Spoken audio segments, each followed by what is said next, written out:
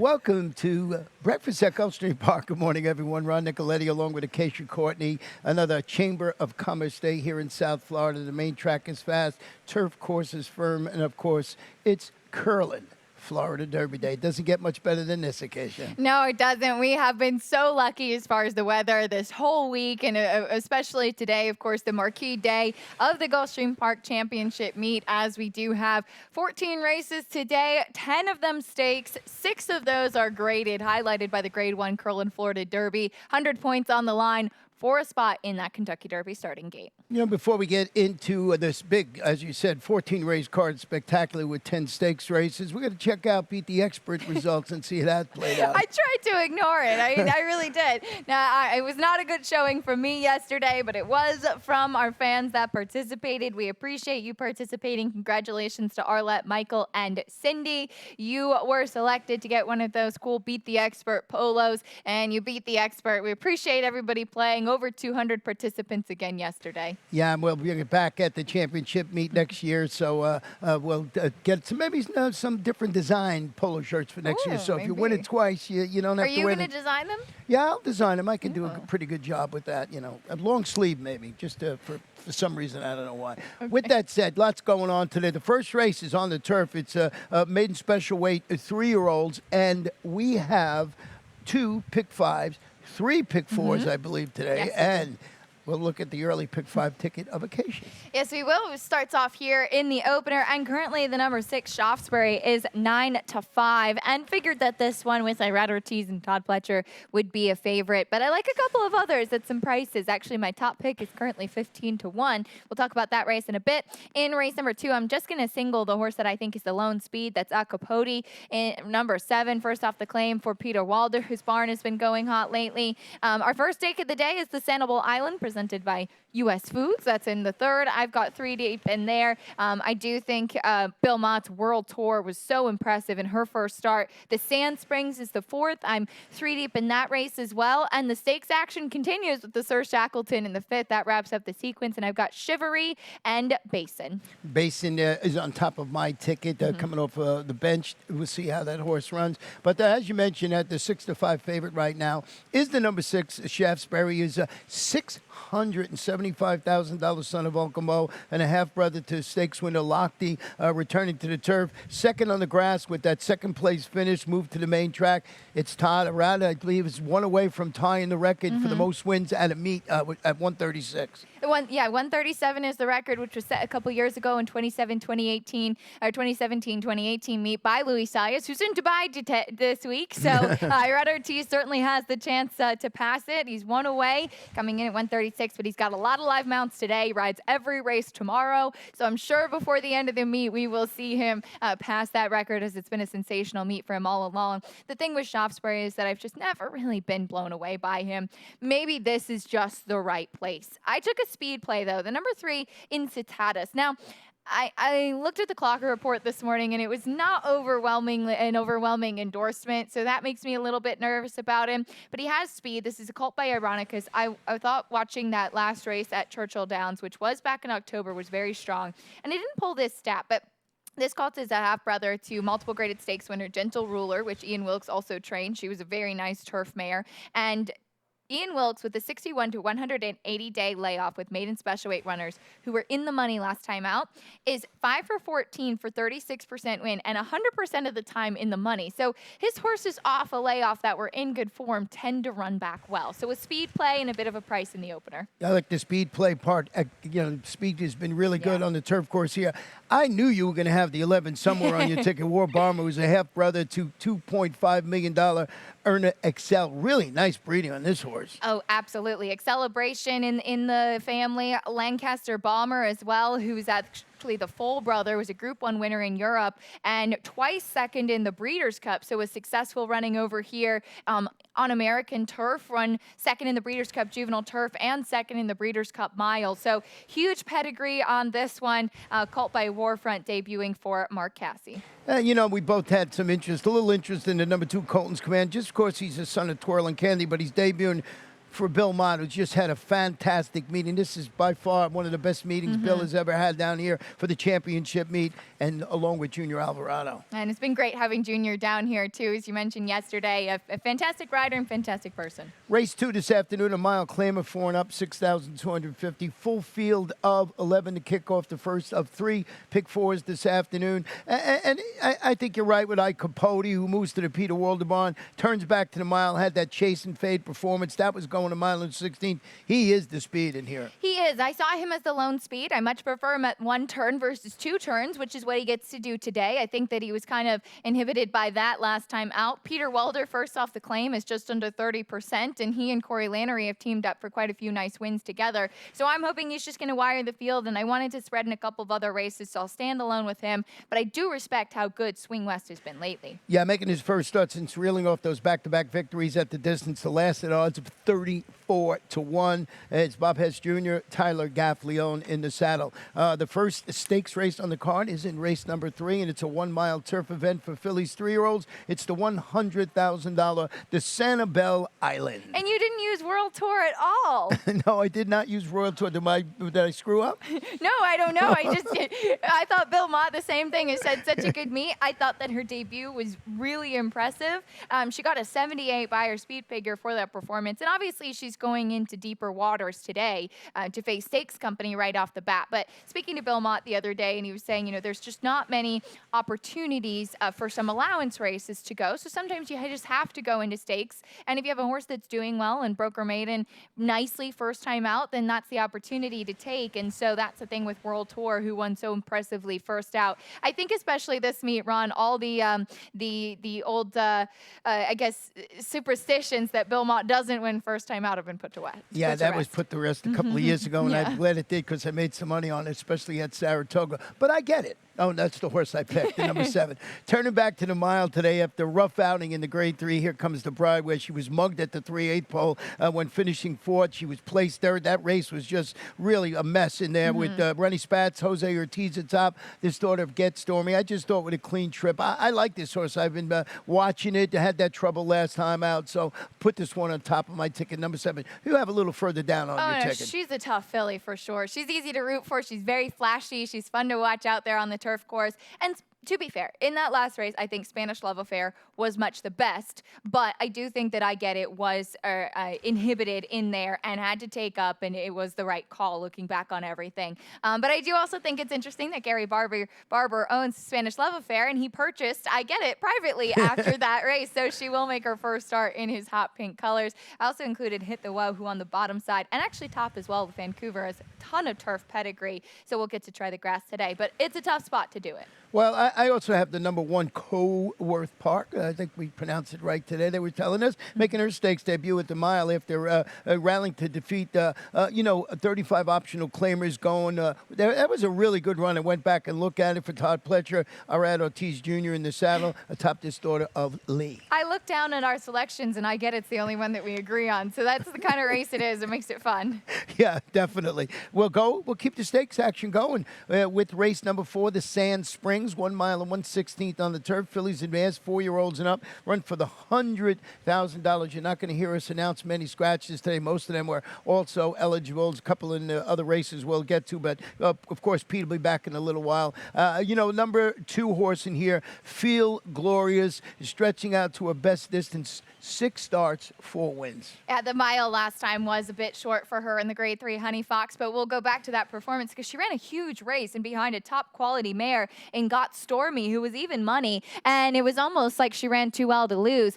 Out of the screen right now, Feel Glorious, and she's closing. My only concern with her, and I love this mare, she shows up every single time, is that she is a deep closer. It's been tough making up ground on the turf course here at Gulfstream, but huge performance. She galloped out in front too. I watched that race trackside, so she's going to love getting to go a little bit longer distance today with the mile and a 16th. But I gave the slight nod, and it was tough for me because I really like her, but Sweet By and By just has a bit more tactical speed. Yeah, and Sweet By and By stretching out to the 8.5 and breaking from that tough post and went second in the Marshall was River, and you're right about that. Safi, Feel Glorious. I just thought it was such a hard knock and just a good performance last time out that she ran well. Number 6, Sweet Melania, is making a 4-year-old debut. She really had a solid sophomore campaign. She won the Grade 3 Wonder again at Belmont and was beaten only a nose in the Grade 3 Lake George up at the Spa. She came up empty. That was in the 9 furlong Grade 1 QE2 Cup at Keeneland. Boy, she's got some class. And speed. She's going to be the main pace setter in this race for sure.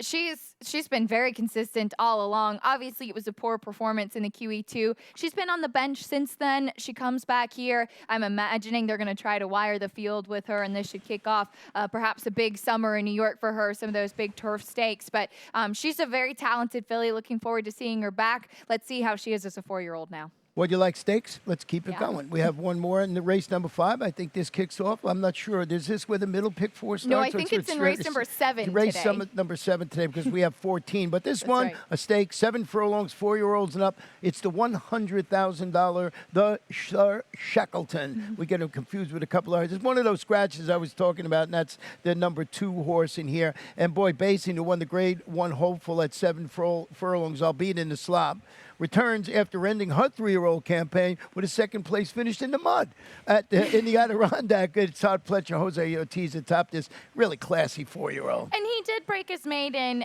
in his second start on a fast main track at Saratoga sprinting. I've always preferred him going shorter versus trying longer. He's got much more to my eye. And looking back at my notes from August in Saratoga when running in that Grade 2 Amsterdam, which at the time was a salty field. Yopon came back to win. The Grade 3 Chick Lang, Premier Star came back to win as well.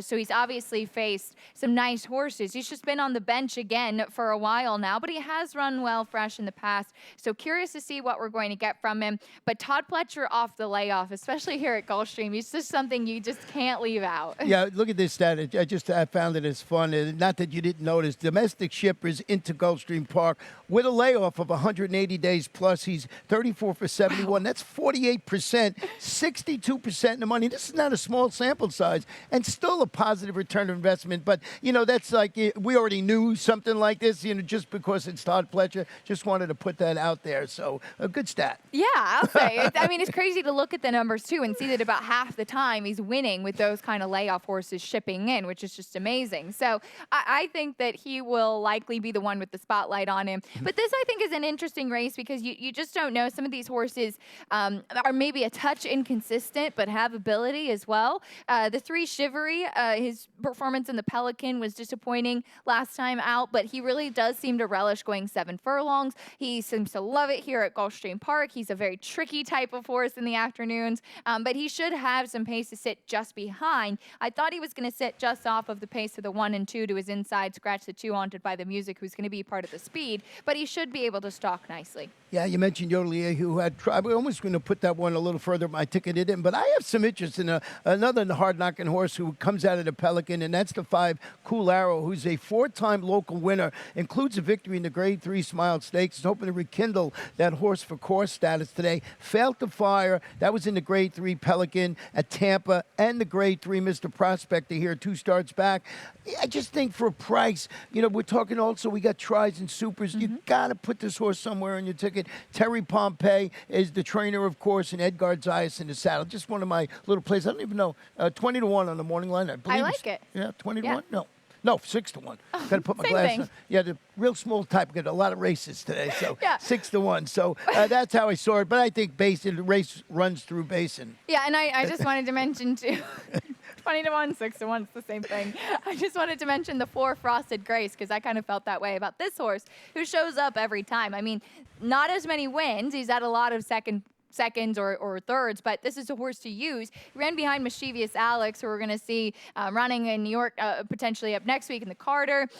Who's obviously multiple graded stakes winner. And we do have jockey Edwin Gonzalez. I believe this is his first mount of the day, going to be riding here through the summer. Wanted to mention him as he's been the leading rider at Penn National, so looking forward to welcoming him into the jockey colonies. He's been riding up at above 30% for a while now, so it should be exciting to see him here. Yeah, they were saying the last 3 years, heard the guys in the office saying the last 3 years he's above 30% up north. So it's going to be fun to see him here all summer long. And that starts next week with our 4-day-a-week schedule. Well, we'll talk about that much later on because we got a lot to do here, including the first graded stakes of the day, and it's a mile on the turf, 4-year-olds and up, and it is the Kitten's Joy Appleton, and so really another race that you can go so many different ways. And as you can see, Acacia and I did with the top horse. You went with the number 6, and that's Little Menace. This is my long shot play of the day, 15-1 on the morning line.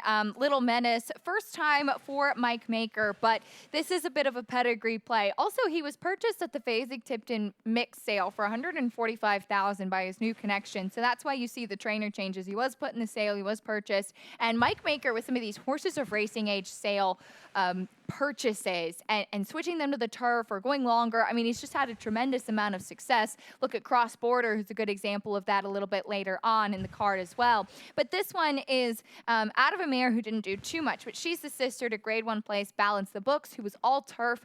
This colt by Into Mischief is the half-brother to Warren, who we saw debut here for Christophe Clement, who's only run once, but it was on the turf and seemed like a turf horse. So I'm curious about trying this one, trying the grass today. In my price play, I'm getting Mike Maker and Jose Ortiz at hopefully 15-1. 15-1, very good. I did go with the horse you have in second, Ever Dangerous, who I think is sitting on a winning performance after returning from the layoff to finish, I thought, a really screw-tightening second in the 75 optional claimer going a mile for George Weaver. Edgar Zayas atop this son of Kitten's Joy, where they're trying to tell us this is the Kitten's Joy Appleton. This was why Kitten's Joy today. There you go. Perfect angle there. No, I agree. I think that this is the one to beat. Flying Scotsman wired the field last time out. This horse won the Bryan Station, getting in off the also eligible list, in fact, on Breeders' Cup weekend, 2 starts back at Keeneland. I think he's the horse to beat in here. The main speed, or one of the main speed, would be the number 3, Frostmore, and perhaps Gray's Fable might try to send from the inside as well. Yeah, you know, Frostmore is the 9-5 morning favorite. He's a speedy son of Speightstown. It looks like he's going to be on the engine. He yielded late to finish third. That was in the Grade 3 Tropical Handicap. But the speed has been good on this course. He's the one I was afraid of. We'll see another interesting and fun race on the card. Race number 7 this afternoon, 1 mile and 1/16 on the turf. These are maiden special weight fillies, 3-year-olds.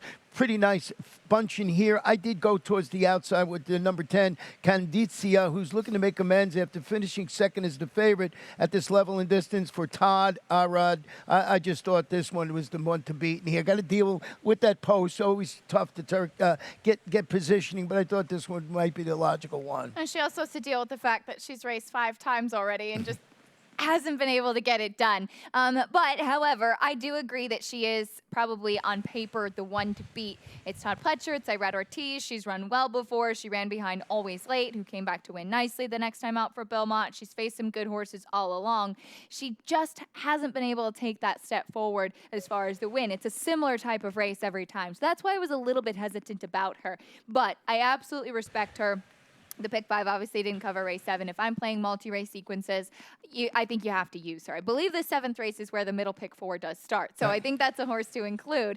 But the 5, No Ordinary Time, was where I did go back to. I had some interest in her trying the grass again last time out in January. She's a smaller type of filly that tends to get a little bit wound up before the races. She was a big price for a Shug McGahee runner, but ran a good second. She is the half-sister to Grade 3 winner Current, who was good on the turf as well. Yes, $600,000 daughter Frosted. What about the 12 in here? I just had some interest. I know about the post, but this one has speed. Stretching out to the mile in the 16th. And with the speed, I believed he needed to overcome, that tough outside post for Patrick B. and Cohn. Jose Ortiz atop this daughter of Bodemeister. It's going to have to get position right out of the gate. But I think this one, you're talking about the middle pick 4. You could see how wide open it is in here. I do have the 5 and 3 on my ticket, but I thought maybe the 12 is someone you might want to add on the ticket. She ran very well last time behind World Tour, who we'll see in stakes competition earlier on. So see how World Tour runs. That could maybe be a little bit of a sign for Unshakable You. Well, race number 8 this afternoon, 1 mile in 1/8, 4-year-olds and up, $100,000. It's the Grade 3 Ghost Zapper. I went to the inside horse Last Judgment, who won the Sunshine Classic here at this distance by 6.5 lengths, going the mile in an 8. He did, and he just recently won the Grade 3 Challenger. He's danced every dance this season. We'll take a trip up north to Tampa Bay Downs and take a look at this performance from him over Warstopper, who's also in this race. They were both 7-5 in that spot. Warstopper for Todd Pletcher. They'll get a little bit of a rematch this afternoon. But this is a horse that also ran a week after that Sunshine Classic victory in the Pegasus World Cup and did show some speed that day. Of course, he was chasing the likes of Nick Sko, but back in his comfort zone, he got the Grade 3 win. I remember speaking to owner Mike Dubb after that Sunshine Classic, and he said the goal in claiming him was to stretch him out and run him in a Florida-bred race and then go on to graded stakes tries. So down here in Florida, he's been successful, and I do think he's the one to beat. Just tried to beat him with a little bit of a price, and that Superfecto, who I really like going back to 2 turns. Another horse I just wanted to touch on. We talked about last judgment. You saw Warstopper's Eye of the Jedi. This one is dropping, stretching out after following his game second place finish in the Grade 3 Fred Hooper.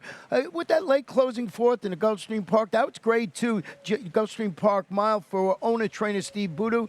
I just think this horse always seemed, one of those horses that we mention all the time, always seems to run just about that race. We got tries, we got supers, so maybe you put this one on. You got a little further down on the ticket. You're thinking like me. Oh, I love the Eye of the Jedi. He shows up every time. He's a tough little horse, and he's got Javier Castellano aboard today. It's going to be, Hall of Fame jocks. Hall of Fame jocks all over the place this afternoon. Yes, we do. We finally get to take a little break. When we come back, the Rainbow Six starts in race 9 this afternoon.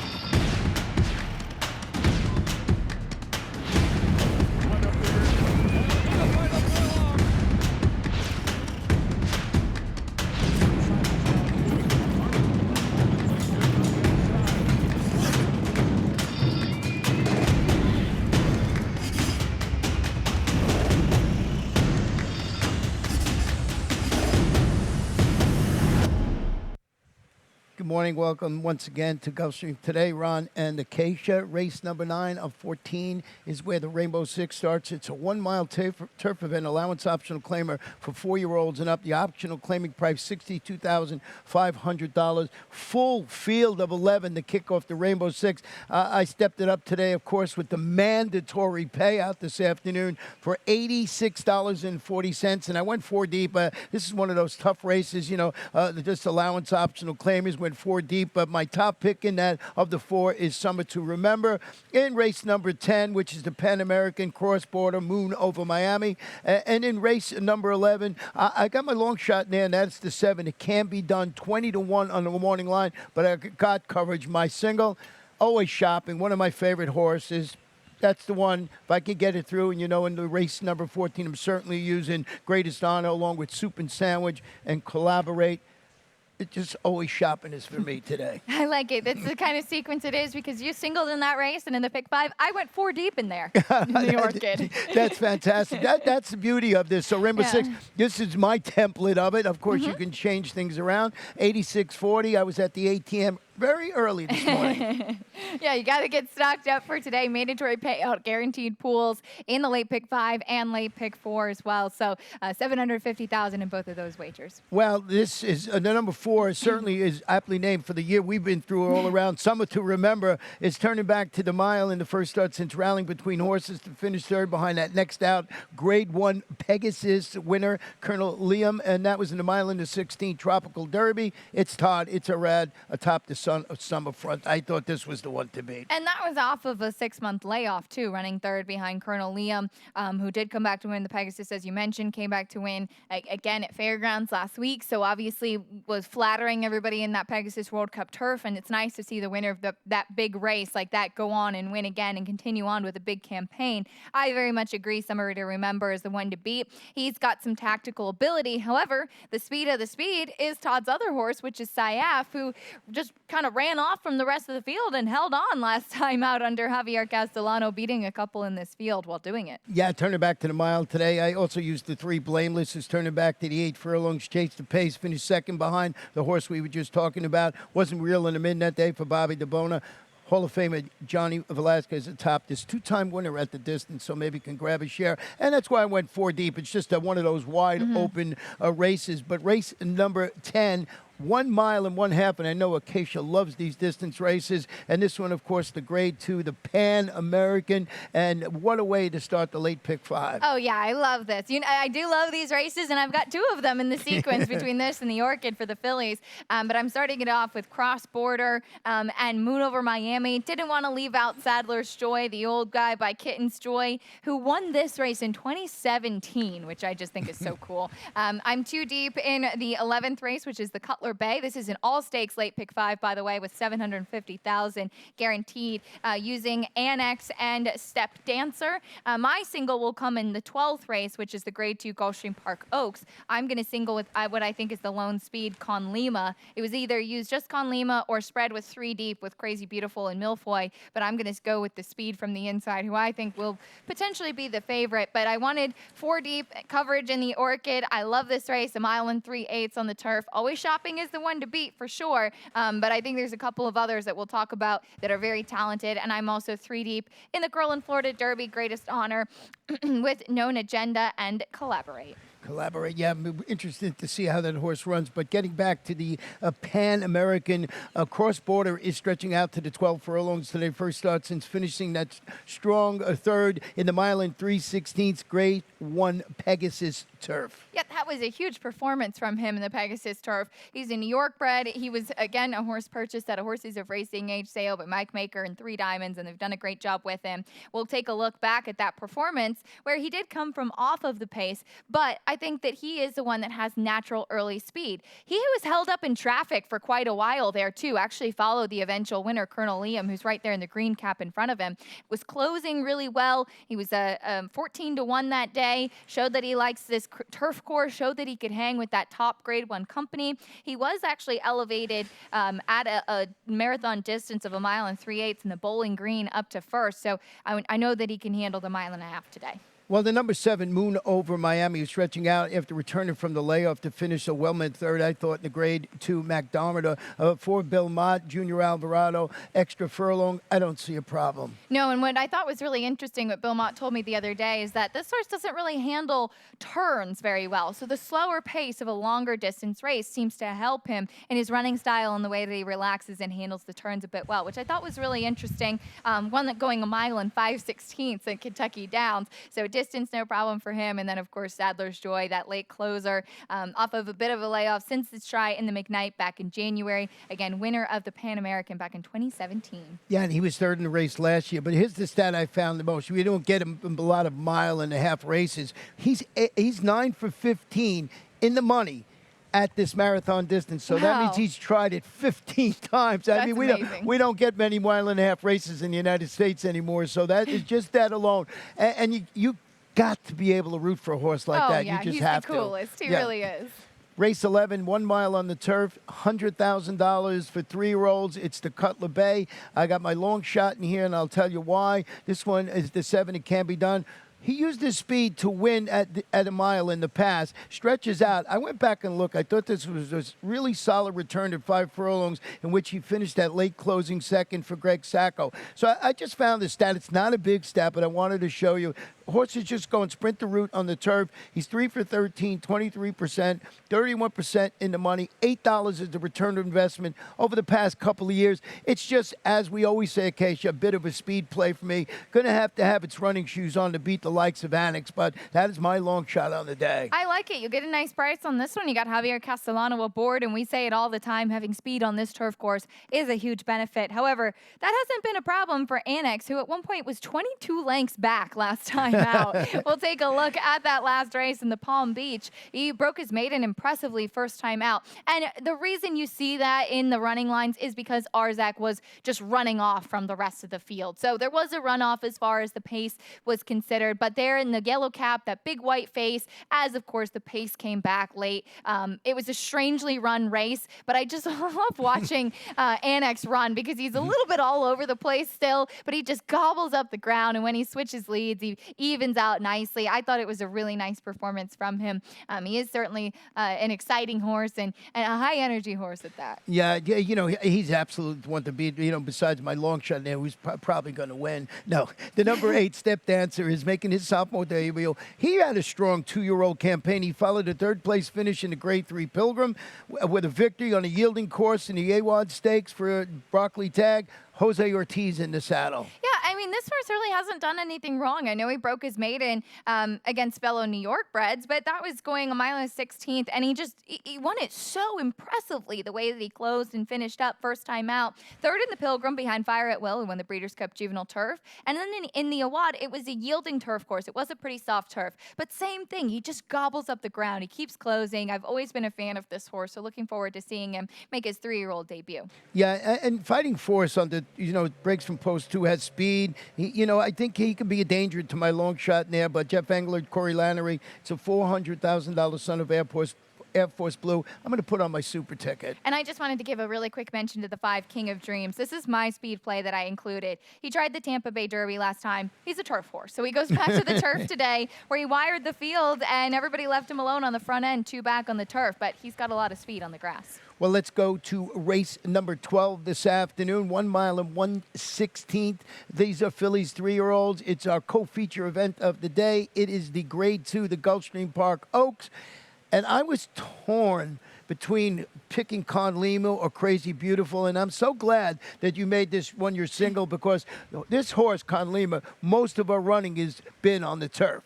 Yes, it has been, but she started her career out on the dirt here at Gulfstream back at the start, and she broke her maiden going 7 furlongs on the main track here. And one thing that I keep going back to, and maybe I'm reading into it too much, but I find it so interesting that after she's purchased by Eclipse Thoroughbreds and moved to Todd Pletcher's barn, when she ran in the PG Johnson in Saratoga back in September, she was a main track only in that race. She was not entered for the turf, which it looks like when you look at it, they were trying to get her on the grass in that race in the Our Dear Peggy. She was a main track only. So her first race for Todd entered her for the dirt, which I just think is so interesting. She was second that day behind Simply Ravishing, who went on to win a Grade 1. And I know that she just kind of found her home on the grass down here, but she has speed. I see her as a lone speed from the inside in here today. Pedigree on the bottom side is dirt. I think that she's just going to try to run away from the rest of the field. Well, number 3, Crazy Beautiful, who is Grade 1 stakes placed at this mile in the 16th distance, stretches out after returning from the layoff to finish. It's really hard to load in that race. Ended up finishing second in the Grade 2 1 mile, Devona Dale, for Kenny McPeak. Jose Ortiz in the saddle today. Yeah, she ran well last time out behind a big price, and it's tough with that Devona Dale, with Whole Bodemeister winning it over 50-1. How much stock do you put in that race? So Crazy Beautiful was the one that really was a standout as far as coming out of that race. I thought she ran well. And I'm willing to give Milfoy one more look. She was so good back in 2020 as a 2-year-old, and even in the Demoiselle, which was going 2 turns, just seemed flat to me last time. A little bit of trouble. I don't think it was a huge amount of trouble that inhibited her, but I think second off the layoff, going 2 turns, she's not being put back in here by Bill Mott just because she must be doing okay to take a try. Well, if you go by the recent bullet work up at Payson Park, Bill seems to have her and you're thinking she's going to run well this afternoon. I love the fact this 13th race, a mile and 3/8. It's the Grade 3, the Orchid, that I thought that, stands down. The only horse that could win was Always Shopping, and you used 3 or 4 horses on your ticket. I'm loving that. Always Shopping, just been so good. Yes, she has. We'll take a look back at her win in the La Proviante, which was last time out. On the Pegasus World Cup undercard, she was even money that day.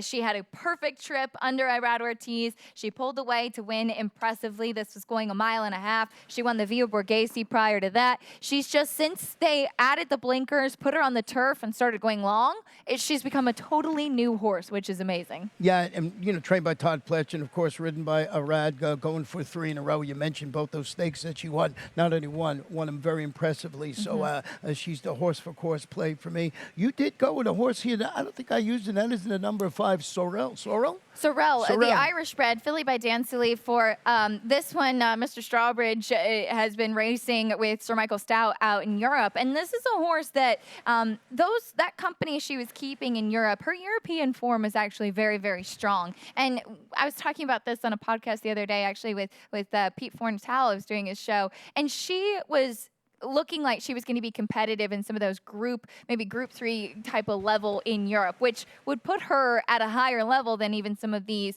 here in the U.S. Now, how does that form transfer? She won on the poly track last time. There's obviously questions, her first U.S. start, but we know she can get the distance, that's for sure, as she did win her last 3 races, 2 of those going 1.5 miles.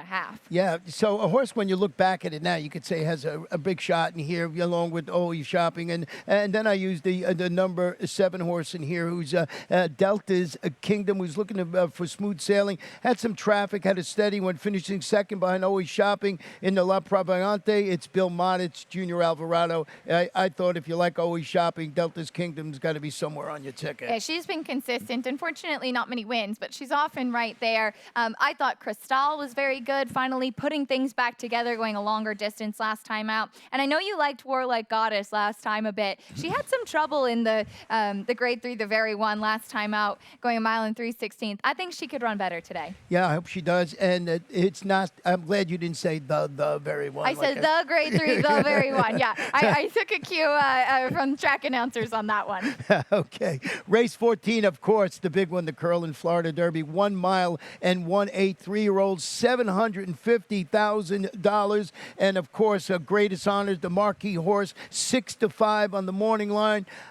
Acacia, I tried to beat this horse because you want to be, maybe I'll go with a long shot in here. Just been so good. And I was really sold when this horse was schooling the other day. It just looked so good. Did not turn her head. Just looked fantastic. He didn't act like a tappet, that's for sure, as we'll take a look back at his Fountain of Youth win. And one thing that we've been talking about all along is that he looked like he was going nowhere here. When Jose Ortiz got him to the outside and he cleared and he started to get into gear, all of a sudden he just kept picking off horses one by one. Now, the big thing with the 1 mile and 1/16 in the Fountain of Youth is that it's the first finish line. Now going 1 mile and 1/8, and this horse looks like he wants every piece of 1 mile and 1/4, or even further. He gets the full length of the stretch to close, and he's going to be able to use that big closing kick that he has. Yeah, it was one of those ooh-ah moments because of the first finish line. You say, well, he'll never get there. He'll never get there. And all of a sudden, not only get there, he beats him pretty good. So it was a good performance. Greatest honor. Underneath is where the fun is. I know you have Collaborate in second. It's just, horse coming off a monster victory, going into a Grade 1. I understand that, but Safi Joseph is high on this horse. I think he can run well. I think so, too. And I physically have wanted him to go 2 turns all along. He'll get the 2 turns try today. I did include Known Agenda, mostly because he relishes the distance. His 2 victories have both been at 1 mile and 1/8. I was sad to leave off Soup and Sandwich because I do think he's going to be a big part of the pace today. And I have to, truth be told, that Acacia loved this horse's name the first time it was in the entry. She just kept saying Soup and Sandwich. Little known to me, I thought maybe 20 to 1 to get a shot. If you follow Twitter, which I know a lot of you people out there, this has been the horse everybody's been talking to, sending pictures of Soup and Sandwich and everything. But besides all that, Mark Cassey sweetens the deal, got John Velasquez in the saddle. And getting back to, the 5 horse in here, that horse trained by Todd Pletcher, who has 5 Florida Derby victories. Well, you've got Todd Pletcher with the most wins for a trainer with 5. John Velasquez has the most wins for a jockey with 5 as well. So you've got both of those options in here. And then you've got Bob Baffert with his first Florida Derby starter in Spielberg. The reason I had him further down, and he's $1 million son of Union Rags, he should do the distance, but he has the tendency to not be great out of the gate. And he's drawn towards the outside. He does have some natural early speed. It's short into the first run going the 9 furlongs. He's going to need a real trip. Yeah, you have to get position. It's not like post 13 with, out there, but it's post 10. You got to have that sharp rake to get that position early on, and we'll see how that horse runs. But it's a great betting race. I mean, Greatest Honor is surely the favorite, but underneath you can go so many different ways. So that's how we see the 14 race card. We're going to turn it over to the one and only Pete Aiello to give you all the scratches and changes. Anything else before we head wherever we head? You'll be on the set, that we know. I'll be everywhere. Ashley Mayu will be joining us this afternoon as well. We appreciate having you all with us. Mandatory payout in today's Rainbow Six and so many great races. Have a great day, everyone.